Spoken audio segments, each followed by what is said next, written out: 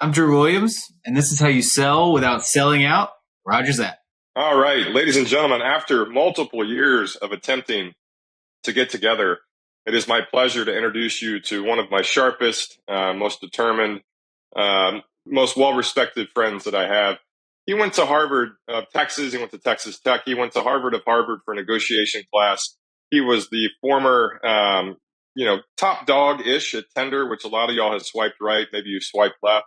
Shout out to my sister and my brother-in-law. That's how they met. And it was because of Drew. And now he is the CFO of nVenue, which is a sports tech company specializing in predictive analytics and micro betting. What does that mean? We're going to soon find out. He's got a passion for sports data. He's revolutionized fan engagement by providing real-time game insights. It's a mouthful. Under his leadership, nVenue has partnered with networks like NBC Sports and Comcast. No big deal.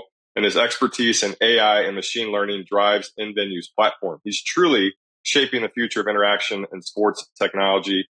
He's extensive with knowledge as far as it comes with being an entrepreneur, with being a husband, with being a father, with being a believer.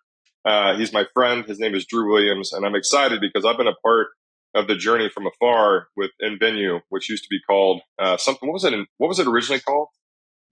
At one point, we called it Predict on the Clock. Predict, yeah. And it's just been such a fascinating experience because I've seen them pivot multiple times. But selfishly, I'm excited to have a conversation because this is one of those deals that, like, I don't understand it because that's not how my brain works, but it's working.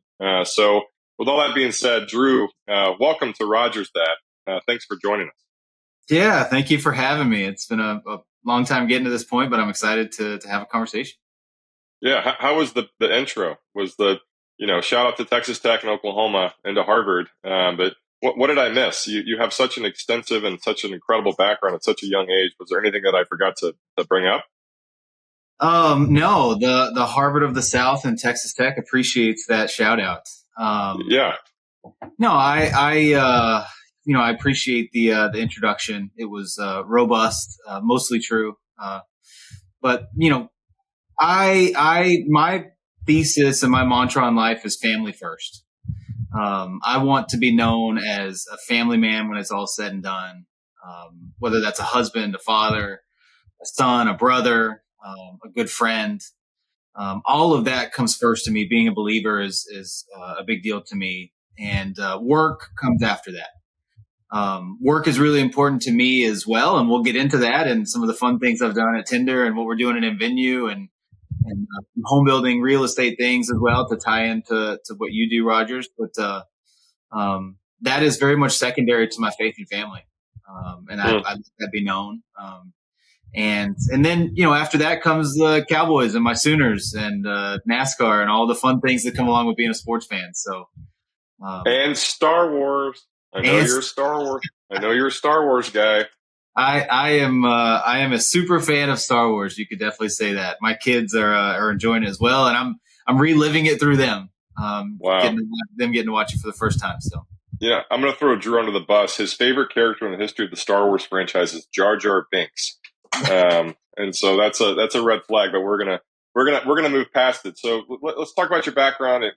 Obviously you were a part of a revolution. I was far out of college by the time really social media or even the internet was really a thing, but maybe give us the quick and dirty on your experience in the world of a dating app. And when this came out, it was so revolutionary.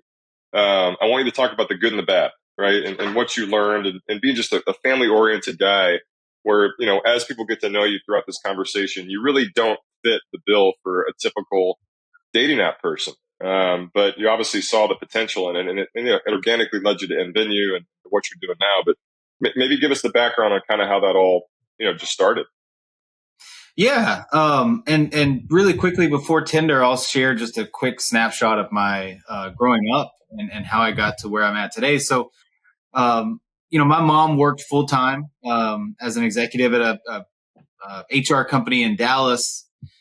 She was the primary breadwinner for our family, worked long hours, drove back and forth to Dallas every day. My dad was an entrepreneur and business owner. And so I've very early on, I don't think you recognize it at the time, but looking back on it, I appreciate the hard work that takes into raising a family and all the things that go into that. But I also got to see the flexibility of someone who owns a business and has time to take you to school and pick you up from school and never miss a practice and that kind of thing. And that's just really ingrained in me at this point. So, as I graduated college, as you mentioned, Texas Tech, I was in corporate finance, kind of climbing that ladder, if you will. And I was working for Match.com in about 2014, and this opportunity came up.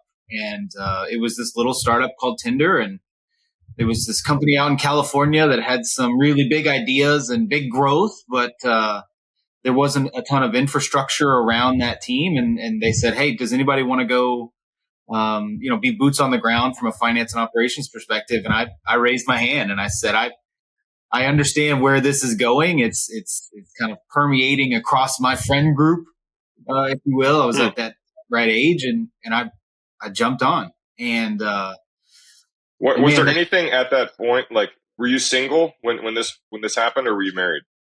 I was single at this time. I had no real responsibilities keeping me here in Dallas.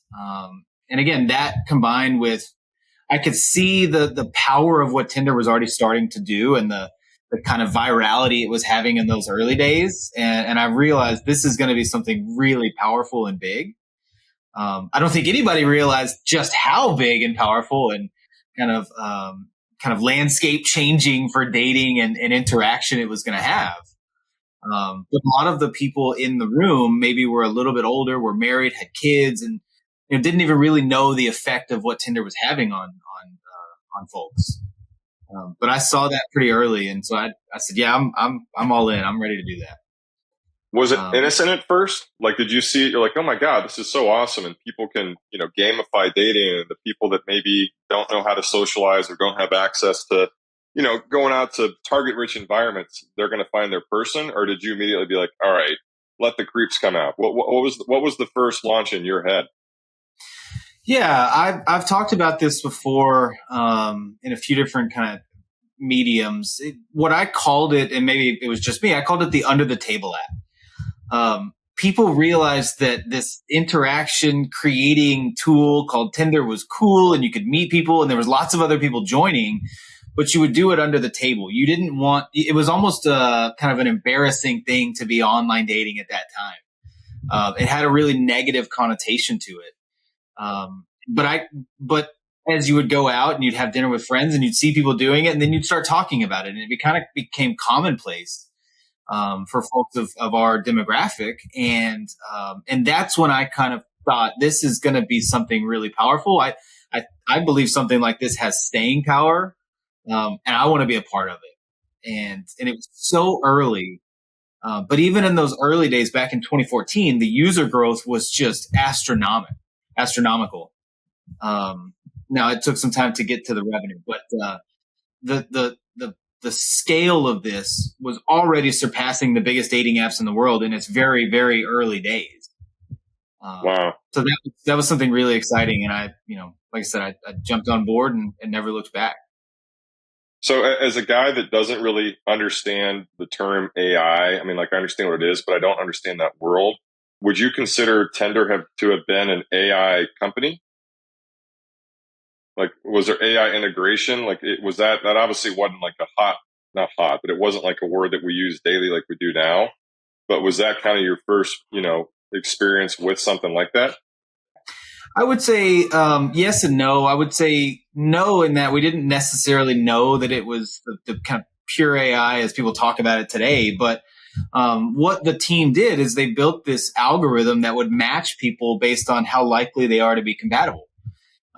And what Tinder didn't do, and one of the reasons it was really successful, is it removed friction points of asking lots of questions on the first time you answer. There was dating apps out there that would ask you 100 questions the first time you logged in, and Tinder made it really easy by streamlining it, 3 clicks and you're in. And so by doing that, it simplifies a lot of the experience, but it also takes away a lot of that really, heavy information and kind of matching algorithms. So they had to come up with a different way. And it was actually mostly based on this thing called an ELO score, which is really based on chess rankings. And I won't go too far in. It's a way to rank chess play. we can look it up and we can talk about that. But that's the way that the core of what our technology was at Tinder was being able to recommend good matches for other people. We very quickly realized that the best way for people to engage and to stay on something like Tinder was to get a quality match, to have someone they can go interact with, they can meet in person, they can go on a date with, whatever you were looking for on Tinder was there. And so, we didn't necessarily call it AI in those early days, but that was what it was doing. It was picking up and recognizing what is going to make someone match with another person. And then it just fine-tuned that. So do you think that you were an entrepreneur at that point, or do you think that through that you learned there was opportunities to kind of squeeze the juice differently? I think that I have always had an entrepreneurial spirit. In college, the last half of college, I finally realized what my passion was. And that was finance and real estate. And if I could somehow combine the two, even better. But I always had that spirit, call it a self-starter, call it self-motivating, whatever term you put in there. Tinder was the first time where I was working in a company that was led by somebody who was the same age as me. And I thought, man, if somebody like Sean Rad or these other folks can do that, that's really exciting. And the part that I had taken from that before I even met the group was just taking that leap and saying, look, I'm going to uproot my life. I'm going to move across the country and I'm going to go have fun with this startup company that is really making waves. And so that was kind of the first tiptoe into entrepreneurialism. I wasn't the founder of that company, but I got to see and feel what it felt like. And so that was probably... I think I'm going to interrupt you for a second because I think that's really rare. I think it's rare for someone that works for a large conglomerate. And you saw how the hot dog was made at such a fast pace, which ironically you're doing now with your team at nVenue. But to not get scared, I think that is a call, right? That is something that you obviously felt like it was something that you had to do from the inside out, which I don't think that's most stories. I don't think most people that see, something scale and the money it takes and the time it takes be like, oh my God, I want to be the person taking that risk. And so the headspace at that point, was it hard to continue to work for somebody while you had that bug kind of inside of you, eating you inside? Well, let me reword that. Was it hard for you to do that, knowing that you had something inside of you just kind of eating at your core? No, it wasn't. Looking back on it, that was the greatest kind of transformational experience in terms of work that I've had. It taught me that I had to, I grew up really quickly. It was better than any MBA that I could have gotten. But I would say now after starting nVenue with Kelly and team and all of those things, I probably wouldn't go back to that kind of, a work style, if you will. But I was incredibly appreciative of the opportunity. Tinder was one of those really unique opportunities and situations that everyone in the building knew what we were doing was so big. I think sometimes you probably don't have a perspective on what you're doing and the kind of bigness or the impact that you might be having on, and I don't say this lightly, but the world. We knew it at that time. And that was so fun. And we would talk about, now there were challenges, right? You have to scale and grow. And when I got there, I was employee number 23, I think. When I left, we were at 350 in 4 years. There was a lot of things that come along with that success, but we knew, and we're special in that we knew what we were doing was changing the world. And again, I don't say that hyperbolically. I mean, it has changed the landscape of dating and interaction forever. Okay. There's millions of births that have probably occurred because of it. There's hundreds of thousands of weddings, probably hundreds of thousands of divorces. So yeah, you were part of spurring the economy, and I think people realize that's never gonna change. And I feel like, again, as a realtor, a realtor in rehab, I would always get obsessed with trying to pay for my vacation before the flight took off. And when I was single, I would just kind of walk through the airport and see people doing this. And they were doing one of two things. They were literally either on Tinder or on a real estate app. And if they were on a real estate app, I would go over there and try to creep my way into becoming their agent. But yeah, man, it's crazy just to see how this literally all started because of Tinder. So you work there and you see this. You go from number 23 to 350, and your wheels start turning. But you got to get us into the headspace of nVenue, and you meet Kelly, who's the brightest person ever. With she's on a mission. And when I met with y'all, it was called Predict, and I'll never forget. We were in my conference room, and I was like, "This is the coolest thing I've ever heard. I don't understand any of it. I want to be a part of it." But maybe give us the background as to how that even started. Yeah. So the background, the starting point is our CEO, Kelly Prock. She was an executive at HP for 20 plus years. She had worked on massive technology solutions.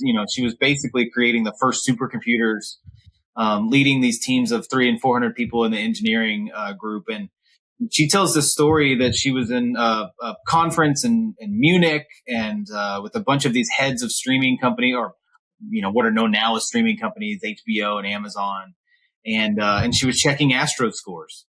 And it was kind of an aha moment for her of, I'm sitting in this room with all these powerful people, but I'm checking on the thing that I love most, which is live sports and passion. And she had an idea right in that moment of, I want to combine live engagement and technology with sports. And there's a window here for something to be created that has never been done before. And so that spurred her to start creating kind of the base core technology for what is driving our company today. Fast forward a few years, I had just left Tinder, and I met Kelly and Bruce, which are the other two co-founders at nVenue, and we kind of said, look, there's something here with this predictive engine for live sports. Let's go after this. And as you mentioned, the first name of the company was Predict, or the second name, back to the first name. We were going to create a B2C app that was predicting the outcome of the next pitch or at bat. And right around the time of which we were going to launch that was COVID. We were actually going to launch right around March 2020. And obviously that shut down all live sports, which threw a wrench in our plans. So COVID was absolutely disastrous and horrific for a lot of reasons, but for one very, very small reason, it actually pivoted us to valuing the technology and creating a business around this predictive engine versus trying to create some consumer product around it. That was our first big pivot. You mentioned a couple of pivots. That was our first big pivot, going away from B2C to a B2B technology provider. And that led us to some of the groups you mentioned, like NBC Sports and Comcast. I would say the second big pivot in this journey, we were in Frisco at a conference, the Fantasy Sports Gaming Association. Our good friend Kevin Vela is on the board, invited us to it. And we met one Matthew Berry from formerly ESPN, now NBC Sports. And he came up to us and said, I loved your pitch. I love what you're doing, but why aren't you doing this for sports betting? And we had come up with a number of excuses around cost or, difficulty or entrance. And that was a moment for us where we sat down and we really had to look at where is this product most useful? And sports betting was the answer. So that was probably the second big pivot for us, was we need to supply this industry that has been around for, the Roman times, most likely before that in sports betting, but that is newly legalized at the time in the repeal of PASPA, for an industry that's been around because of what? The what? What did you say? The repeal of PASPA? Yeah, there was a law called PASPA that effectively rendered sports betting illegal. That was struck down in 2018 by the Supreme Court. Wow. And that's what created this kind of whirlwind of legalization of sports betting. But even with that, and again, for the centuries that sports betting has been around, technology has never really been advanced in this industry. And so that's where nVenue came in. So we're a technology platform creating the infrastructure and the tools for what is known as micro betting. Micro betting is betting on moments in a game before the game ends. So whether that's a pitch by pitch, a down by down, a lap in NASCAR, a free kick in MLS, all the way to quarters, halves, all of the combinations in between. This new vertical is something this industry has never seen, technology wise. There's only really a couple providers out there, us and maybe one other, doing it today. But that is what's most exciting to me about what we're building right now is this industry is kind of catching up to what we have built and realizing, holy cow, doing 30-second bet increments across 5 different leagues across, hundreds of different countries is a massive technological problem that has to be solved using true machine learning and artificial intelligence. Wow. So, I mean, like, obviously you perfected the story and the pitch after years of doing this, but from a founder to a founder, there might be people that are out here that have the next big idea. Maybe they want to go raise money and it's not a thing yet. Right. So like, how did y'all go and have these conversations with people that were, unintentionally grilling you when maybe you didn't even know the answer? Right. It's like you don't know how to go and explain this until it's a thing, and it wasn't a thing. But you get Matthew Berry, who's, he's commonly known as like the godfather of fantasy sports. Right. And you have the right person believe in you that sees the vision that maybe you don't see yet. Right. Like, how do you go explain this, especially in the slugfest of raising money during COVID, when there's really not live sports? And if there are live sports, it's in a bubble. And, we were kind of cheated out of the Olympics and out of the NBA finals and stuff that, just is something that we're used to. How did you do that? How did you fight through it? Yeah, I mean, persistence and grit are the easy answers. Really, it's believing in what you're building. Having a vision, sticking to it, being adaptable if you need to, right? Making big pivot changes and trusting your instinct in those early days is really important. You're not going to have the data. You're not going to have the factual information to say this is the right decision for us. You have to trust your gut and trust your instinct and talk to as many people as you can. Rogers, you were really influential in those early days by saying, holy cow, this is just a really cool idea. You need to have lots of those different conversations because you're going to get confidence through those. You're also going to get constructive criticism. You're going to get someone like Matthew Berry saying you need to focus on this, and when somebody that powerful, like you said, says that, it really grabs your attention. Lots of conversations, ask lots of questions, take small risks, fail fast, fail early. Right. The best educator is failing in experience. And then just learn from that. Right. And again, persistence and grit and knowing that we're going to make it through the hard times. We're resilient. And if you have that attitude, I'm an eternal optimist. I always see the glass half full. I always want to figure out how to make the best out of a situation.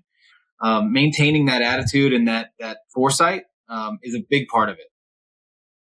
Failing is education. I think we just found your nugget. They pull out like a wisdom every time, like a wisdom nugget, and that felt right. Okay, so here's the selfish question for me.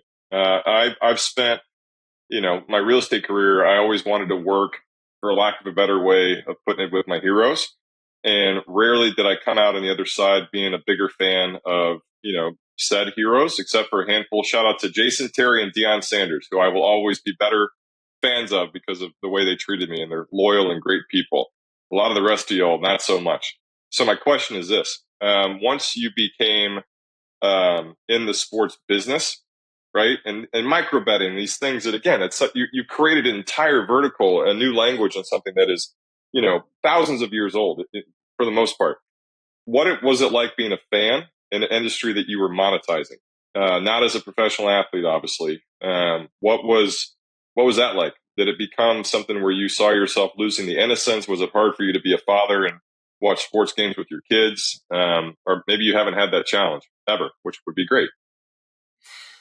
Man, it is the most rewarding thing ever, besides, being a father and a husband and all the things that come along with family. Being able to work in an industry that is already something ingrained in you is incredible. One of the things that we say is, we want to build products that we use ourselves. Right. And one of the things I kind of thought about before we had this call is, one of our board members actually told us the best revolutions or the best inventions over the last 50 years are things that just make what you do every day easier. Right? The iPhone, creating digital maps, Spotify and listening to music, Tinder and interacting with people, Uber and getting from place to place. Folks are engaging with live sports already. And how do they do it? right? Not to knock people that bet before the game starts, because I think that's a big, important piece to sports betting. But most people don't have analytical spreadsheets to calculate the amount of points one team is going to score versus the other, or win probabilities throughout the game, right? You think, are the Cowboys going to score on this next possession? Is Brett Maher going to miss the fifth goal in a row? Is Luka going to make this free throw? Right? That's how people are engaging with sports today. And all our technology is aiming to do is to make that moment more fun and excitable. Right? We call it betting in the moment. I coined it, not coined. I said, bet as fast as you can think. That's what we're going to have to get to for this to really take hold like we know it's going to, is interacting with that live event as fast as you potentially want to. And what's the easiest sport to bet as you think on? I think baseball is. Really? For a micro betting product, baseball is so rhythmic, right? Pitch by pitch, play by play. Football has that same nature and start and stop. But with baseball, there's built-in increments of time, right? Every single pitch, every single at bat. We have markets like, what is the pitch speed going to be? Is it going to be 95 miles per hour or less or more? And it's really intuitive, right? That's what we're trying to do, is to make it easy to think about and place a bet on, because you're already thinking about it that way. That is hardest sport. Hardest sport is probably so far NASCAR. Really? I am a newly diehard NASCAR fan for the last few seasons. But when you're not as familiar with it, there's a lot of intricacies that go into pit stops and strategy and timing and teammates and the tracks. And there's just a lot of information that, if you're not really familiar with motor racing or NASCAR specifically, it can be a little confusing. So just one little example, right? Pit stops have to happen. You have to go change your tires and refuel, and people do that at different times. So the leader of the race sometimes is not actually the leader of the race, right? So somebody may have pit stopped earlier, but that other driver is going to have to also pit stop. So you're thinking about the strategic timing of these things. It's really fun. It's really engaging. And that's one of our premier partnerships. We signed directly with NASCAR to bring in-race betting to the world for the first time. We believe that's going to happen potentially this season, most likely the start of next season. But that's how people engage with the sport. Who's going to win after the next 10 laps? Who's going to be in the lead after the next 10 laps, right? Again, I bring it back to it. nVenue, what we're trying to do is engage you in the way that you're already engaging the sport, right? Make it intuitive. Can I ask you a personal question? Absolutely. What audience has bigger dorks, NASCAR or Star Wars? Oh, that's got to be Star Wars. How about more diehard fans? NASCAR people and Star Wars people, they're all in, right? Who's a more dedicated fan base? Star Wars, which I'm a huge Star Wars guy, or NASCAR, which I'm kind of not? Now, that's a tough question. I'm not going to upset either side by saying one is more engaged. I would say they're both engaged in different ways. But you're right. Very, very loyal fan bases. I have some family members who followed a specific driver who drove for Home Depot for a long time, and that was the only store they shopped at. And then he changed, and then they changed. And as soon as that driver changed away from Home Depot, they went to Lowe's for the rest of their life. I mean, Tony Stewart? Yes, it is ingrained in these people's being. And I do it now too. I'm a loyal follower of some certain drivers. But Star Wars for me was something, just on a personal note. I tried to hide my fandom for some time, kind of thinking it was a little bit nerdy or a little bit. And now, as I've gotten older, I've let my Star Wars flag fly, and I don't really care who knows, because what you realize is there's more people that are fans of Star Wars and really get into it than not. But both very, very loyal fan bases. Yes. I think you do a great job of this. And I started telling people I like to use my imagination every day. And I think obviously a lot of things change when you become a parent, a father, a mom. But I tell people I want to feel like a kid every day, not a child, but a kid. And you capitalize on this to a degree that I don't think anyone else I've ever met really does, where you integrate your passions into your day to day. So my question that we didn't prepare you for: how do you eventually turn micro betting into the Star Wars universe? So that's a great question. We didn't prep for that, but I've got a pretty good answer. So one of the things that we've talked about for a long time and has never made it to our roadmap officially is esports. Esports is a growing sport base with a young audience. I mean, the Optic team here in Dallas, all of the professional, the FaZe Clan documentary just came out on ESPN. Esports is a massive growing industry.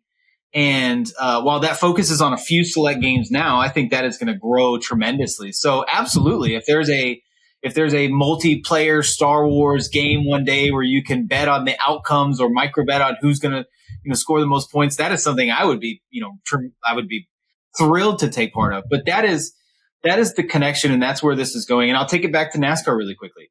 NASCAR has invested, and to their credit on the technology side, invested a lot into iGaming and iRacing and gaming for younger fans, just to try to they digitalize the races where you can watch it on digital platforms now. A lot of these sports are realizing that we need to go get these younger users, but those younger users don't necessarily view or spend as much time watching these things as older folks do. And I would consider myself one of those older folks. I can sit down and watch most of a football or basketball or baseball game now. A lot of younger folks can't. It's bite-sized chunks. It's micro engagement, if you will. And the ones that are really seeing that and capitalizing on that are going to be growing over the next, decades. And the ones that don't, most likely won't. You go through these changes and these phases, whether it's COVID, whether it's changing the name of your company, whether Matthew Berry telling you that, hey, you need to potentially pivot and focus on this. So, what's kind of your Northern Star? How do you stay balanced when these things are coming at you faster than you expected and there's not a 25th hour? What's the challenge, and how do you overcome it on a day-to-day? Yeah.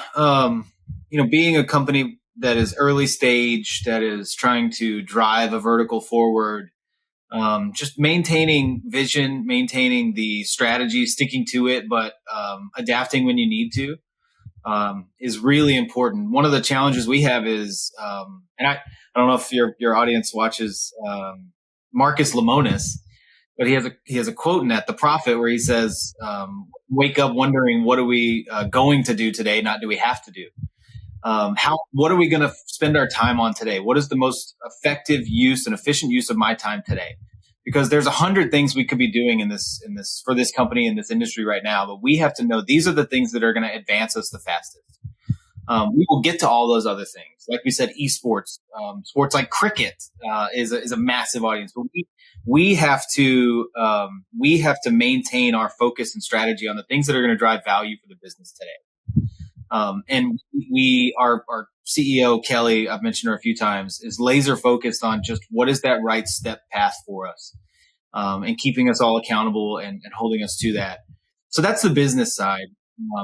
What I do on the non-business side is spend time with my family, go swimming, watch TV with the kids, interact with them, draw, just spend time thinking about something other than work, which for me means my family. It really sets it into perspective. It resets, recharges the batteries, if you will, and gives me motivation to go back to work and drive this company forward. In my early years, I don't know if I necessarily had a purpose or felt a purpose. As soon as I had my kids and met my wife and we got married, the purpose was clear for me. It's deliver the best outcome for them for the future, whatever that looks like. And for right now, that means nVenue. And it's we mentioned it earlier. It just so happens that it's a sports betting company. It's obviously dealing in sports. So I love the industry that we're in, which is just a bonus. Wow. Man, you got such a great outlook, and you're a great leader for any space, whether it's sports betting or home building or, dating apps. So with that said, I'm going to ask you a question that's kind of unrelated to all that. It's about fundraising, right? And again, just, it's hard. Getting people to invest in an idea is hard. Getting them to commit is hard. Getting them to wire their money is hard. Getting them to sign the docs is hard. So what would be your advice to any founder, any CFO, any CEO in any industry at any stage when it comes to raising money? Yeah. The first thing is persistence. You're going to get told no probably 10 to 100 times more than you get told yes. But don't take the no's as a negative. Take them as a learning lesson. We mentioned it earlier, right? Failing is learning. Failing is experience. Ask the question, what made you say no? How could I have presented this better? Was there something that wasn't clear? Was the deck not very good? All of these little micro moments, and we've used micro a few times now, all these micro questions will make you better on the next pitch. And when you get to that yes, it's so rewarding. So persistence and asking a lot of questions are the two main things. Now, when you start to get down into the nuts and bolts of it, right? Do you understand your problem? Do you understand the thing you're trying to solve? Can you communicate that effectively? Rogers, you mentioned it's taken us a while for nVenue to be able to very quickly and succinctly say what we do and how we do it and why it's hard. Can you communicate what we're building and how it's very difficult for anyone else to do it? If you can get someone bought into there's a problem, I'm solving the problem, I'm the right team to do it, the rest of it falls from there. So perfecting that message, and I'd be happy to, give feedback to anyone in your audience that wants to practice a pitch. But the core message is, don't get upset or try not to be demoralized by being told no. Ask the question of why, because that will make you better down the road. I'm sure as you're in your early real estate days, you had people that told you no early on, but were clients later down the road. That's because of how you dealt with that no. Yeah. If you deal with it negatively, they're never going to come back to you.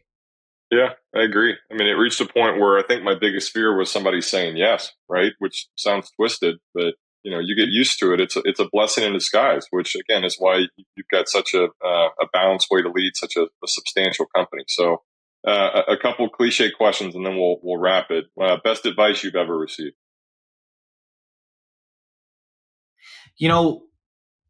As I've grown older and become a parent 2 times now, there are a lot of things that parents tell you in your younger years that you don't appreciate or even really believe. When your parents tell you you can do anything you want to do, you can be anything you want to be. That's true. It's so true. And now I tell my kids that, and I think, well, they're probably not even really understanding. The 3-year-old clearly doesn't. The 6-year-old is probably starting to hear me and say, whatever, Dad.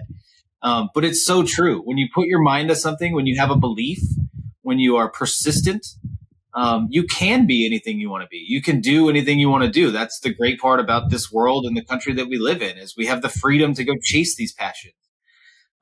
So don't, never give up on yourself. Believe in yourself. I would say see the glass half full, and keep chasing, keep climbing that mountain. Another Matthew Berry quote, he told us, he's always climbing that mountain. Keep climbing it.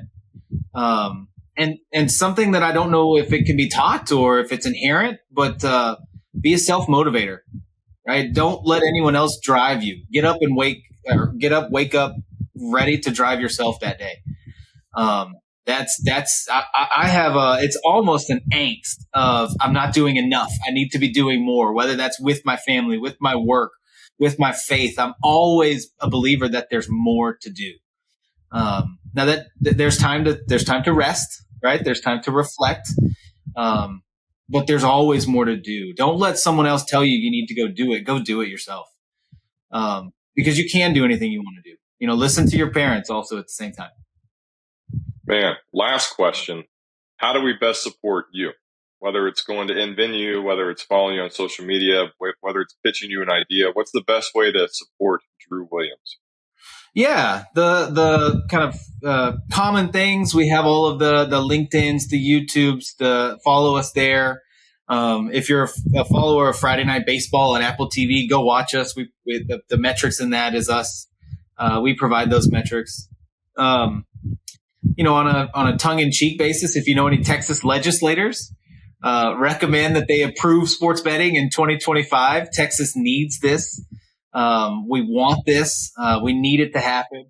But no, other than that, just keep being sports fans, right? The passion and the loyalty and the engagement that we see from sports fans, and the reason these industries are becoming so big and massive is because of all of the fans like us, like me. That is part of what we're building on, is the engagement and the interaction that fans are already having. So, I love it. Keep up the passion with sports, and soon enough you'll be able to see our micro betting markets, and hopefully you'll enjoy that thing you're watching even more. What's the website, please? www.nvenue.com. NVENUE. Last question, which is going to be my favorite. If you could be any Star Wars character, who would it be and why? Man, I think about this probably more than I should. I've got one light side, one dark side. R2-D2 has stuck with me from the first time I saw him. It's probably an easy answer, but he is my favorite character. He spans all of the universes, all of the movies, within reason. But my favorite character truly is a dark side character. His name is General Grievous. Really? He's a droid that carries all of the Jedi's lightsabers that he's taken over time. For whatever reason, he's stuck with me, and probably my favorite Star Wars character. Really? Wow. Yeah. There's part 2 of the podcast here where we can uncover why does General Grievous really appeal to you? But that's not what today is about, is it? I'll spend 2 seconds on. There's a crossover of him being a droid, which is this kind of, and it ties in a little bit today with the machine learning and AI and robotics and Chat GPT. But he wants to be a human. He has this fake heart and he's coughing, and I don't know, that duality and that dynamic has always just really intrigued me for some reason. Wow. Well, we'll uncover more on the next time we get together. But man, I'm proud to be your friend, and I'm proud to be your fan, and including me in y'all's journey has been such a highlight. And I've learned a lot. I still am confused, which makes it even more fascinating. But you're just the kind of guy that people should be rooting for, and you're great for the space, whatever the space is. But you're just a great leader, and I'm grateful to call you a friend. So thanks for sharing some of your story with us today, and excited to continue the journey of nvenue.com and follow Drew on LinkedIn. And and if you guys are a founder looking to pitch your company, Drew has a filter unlike any other. So I would strongly encourage you guys to reach out to him. So Drew, thanks for doing this today, buddy. Man, it's awesome. Thank you for having me. I look forward to more conversations around sports and Star Wars and everything in between. You got it, buddy. Actually, who's your favorite NASCAR driver? My favorite NASCAR driver right now is Ryan Blaney. Do you shop at certain stores because of Ryan? Well, his main sponsor is Menards, which we don't have down here in Texas. But if we were in an area where we did, then absolutely. But wow. Being a part of the NASCAR partnership, we get to go to lots of races. We get to meet, drivers and pit crews. And the series that NASCAR did on Netflix was absolutely fantastic because it got you insight into the driver and the person themselves. Something like NASCAR, you don't really get to see that person or hear that person all that often. So those behind the scenes and what Netflix is doing with the NFL and F1 and tennis and NASCAR is really fantastic. I would encourage everyone to go watch those series. What a fan. He's a fan. I love it. Drew, thanks, buddy. I appreciate you. Excited to continue to be a part of what you guys are doing. Awesome. Thank you for having me, Rogers.